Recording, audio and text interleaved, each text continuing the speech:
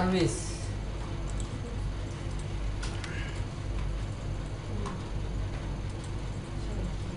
কনটেক্সটটা হচ্ছে কোনখানে থাকবে পজিশন বলতে পারি যেমন হচ্ছে আচ্ছা এটা একটু পরে দেখি আগে আপাতত এখানে লেখা রাখি হচ্ছে কনটেক্সট কি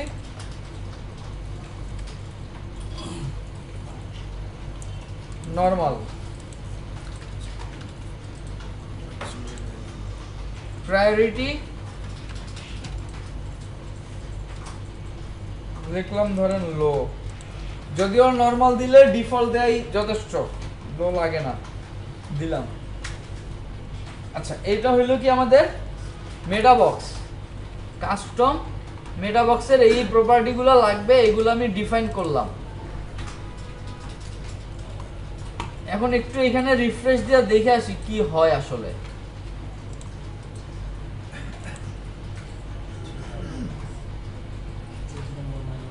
সিনট্যাক্স এরর কোথায় দিছে custom meta box PHP line number 14 semicolon দেই নাই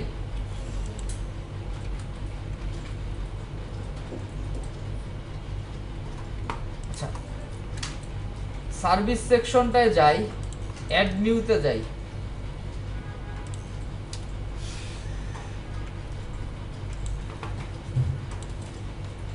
এখন আমাদের এটা অ্যাড হয়েছে কিন্তু আমাদের কোনো পরিবর্তন এখনো হয় নাই আমাদের এই কল ব্যাক ফাংশনটা যতক্ষণ না দিব ও কোনো ফিল্ড তৈরি করবে না ও কোনো ফিল্ড পাবে না আচ্ছা তাহলে হচ্ছে আমরা কল ব্যাক ফাংশনটার এখানে যেই নাম দিছি সেই নাম দিতে হবে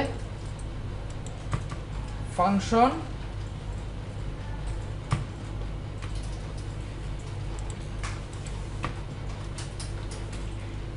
কল ব্যাক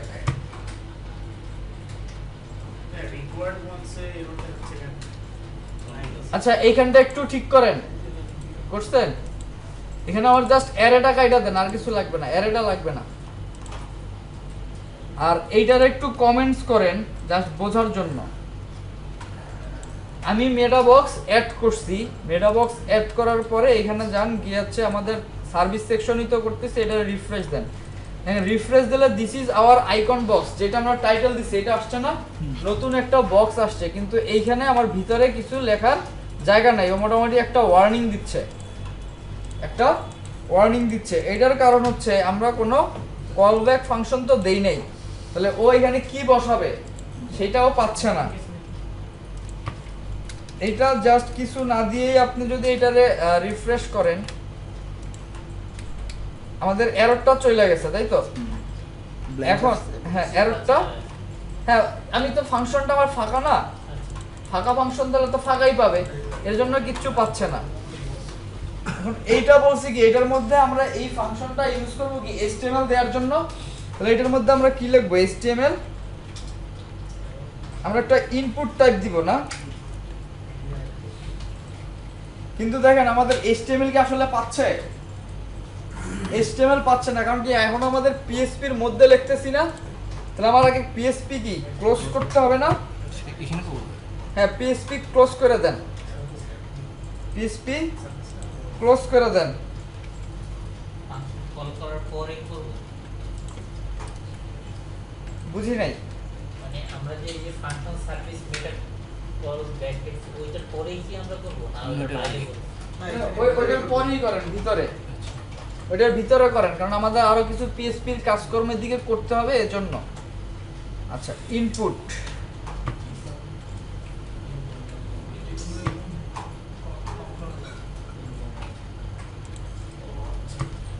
এরপরে এই যে ব্র্যাকেটটা এইটা আবার PHP এর অংশ না নিচেরটা এটা ফাংশনের অংশ না তাহলে ওর আগে কি PHP লাগবে না মাঝখানে ওটা দিতেছি ওর আগে আবার PHP লাগবে এইটা হচ্ছে কি আমার PHP কোডের অংশ না ফাংশনের এখানে PHP শেষ করছি তাহলে আবার এখানে কি PHP শুরু করছি কারণ এটা তো PHP এর অংশ আচ্ছা একটু এটা দেখে আসি কোনো এরর টেরর আছে কিনা কোনো এরর টেরর নেই আমার ইনপুট বক্স আসছে তাই না তাহলে এখানে যা লিখবো যেই HTML গুলো দিব সেগুলো সব দেখাবে ওইখানে। তাহলে আমি এখানে ধরো আরেকটা দিই কি লেভেল,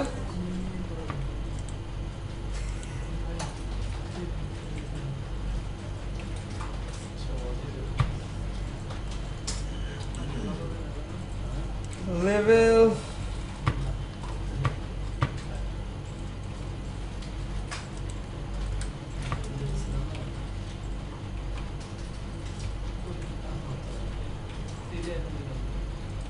আইকন বক্স নামে একটা লেভেল দিলাম। এখন ইনপুটের মধ্যে কি টাইপ লাগবে না?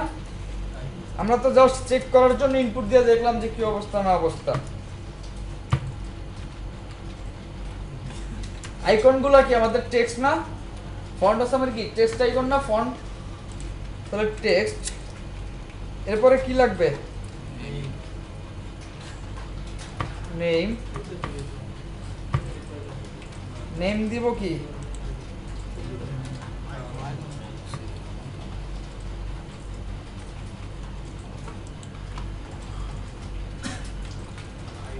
এরপরে ভ্যালু লাগবে না?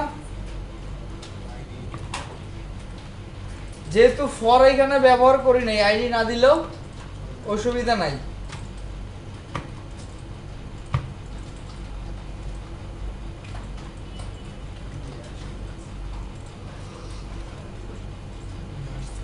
আইকন বক্স এই। এখন যদি আমরা এটার একটু ফুল ডিজাইন করি তাহলে এর জন্য মানে ওর কিছু ক্লাস আছে।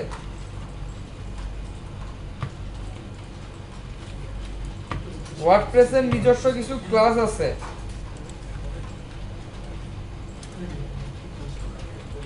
হোয়াইট ফ্যাট,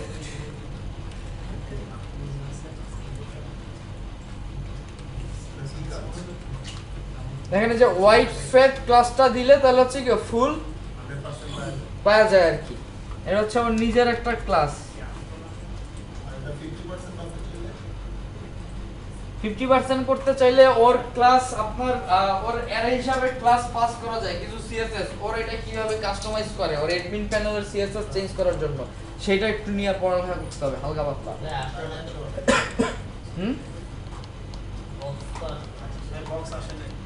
বক্স আসে নাই? আচ্ছা এই জায়গায় একটু খেয়াল করেন, সব এখন কইরা কইরা দেখানো যাবে না। এই যে একটু খেয়াল করেন, এই যে নরমাল, নরমাল হইতে পারে, আরেকটা হইতে পারে কি সাইড। সাইড কিরকম?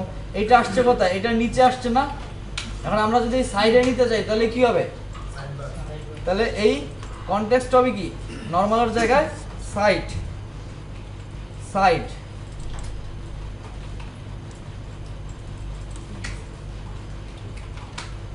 তাহলে এই যে সাইডে আসছে না, এই সাইডে আসছে। আচ্ছা এই সাইডে আমাদের এই প্রায়োরিটি কি দিয়েছে? লো, এজন্য আসছে নিচে। যদি আমি হাই দিয়ে দেই, যদি দিয়ে দেই হচ্ছে হাই, তাহলে চলে আসবে কোথায়? উপরে।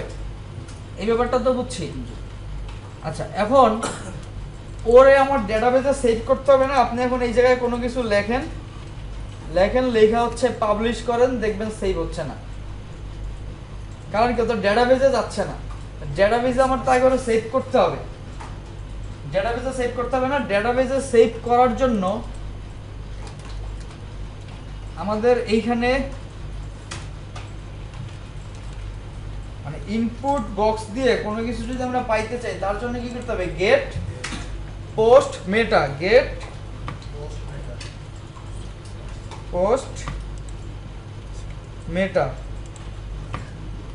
Gate post meta. এখন গেট পোস্ট মেটা কার মানে পোস্ট মেটাটা পাইতে যাচ্ছি, ওর একটা আইডি লাগবে না? একটা পোস্টের আইডি লাগবে না? মানে এক একটা পোস্টের জন্য তো ওরা দিতে পারি আলাদা আলাদা করে। তাহলে আমাদের প্রথমেই লাগবে কি? Post ID. তারপর আমরা কোন ফিল্ডের ভ্যালুটা পাইতে চাই? নেম কি আইকন না? এটা এটা কোথায় হয়? ডেটাবেসের নেম না? তাহলে এইটা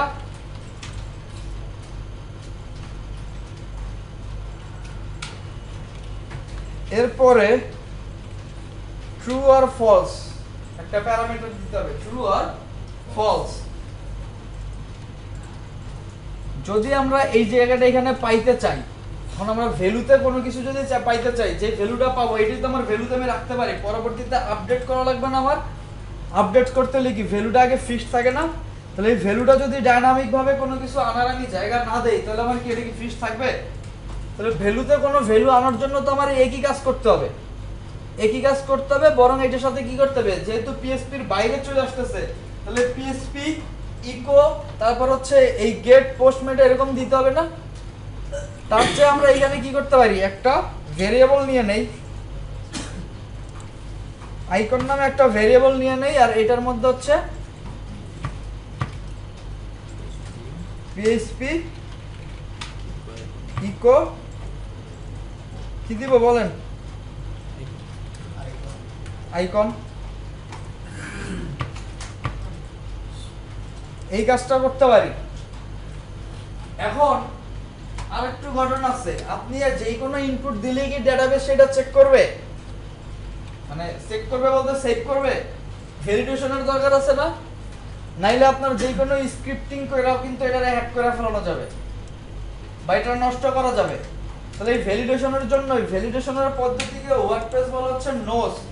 ও একটা কি অ্যাড করে যেটাকে বলে কি নোস, অর্থাৎ প্রতিবার আপনি যখন ইনপুট ফিল্টারে ফিল আপ করে সাবমিট করবেন, ও একটা র্যান্ডম কি জেনারেট করবে এবং যেটা হচ্ছে আপনার এই ফিল্ডের যে ভ্যালুগুলো থাকবে এটার সাথে পাস হবে, এবং পাস হইলে পরে আবার আপনার একটা ফাংশন তৈরি করতে হবে সেভ করার আগে, যে চেক করবে এই নোসটা আপনার এই ইনপুট ফিল্ডের যে নোস সেম কিনা, সেম কিনা চেক করে যদি সেম হয় সেই ক্ষেত্রে সে সেভ করবে, আর যদি সেম না হয় সে সেভ করবে না। তাহলে এইটার জন্য আমার আগে একটা কি করতে হবে,